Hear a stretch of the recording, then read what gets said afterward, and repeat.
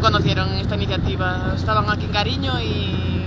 Pues la verdad que ha sido todo como algo sin programar.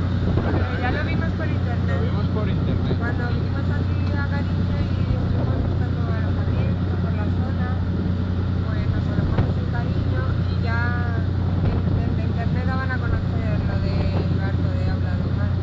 ¿Y qué le está pareciendo la zona? Nos ha sorprendido gratamente. Nos gusta mucho.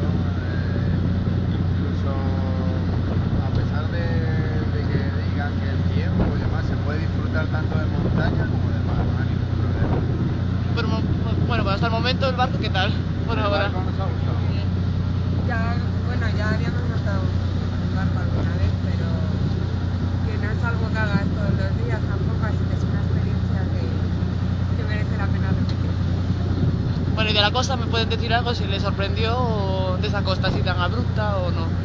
Sí, a pesar de que uno cuenta con mucha información y demás, no es lo mismo verlo, por supuesto, a través de internet o que te hablen de ello como verlo en directo. Esto merece la pena.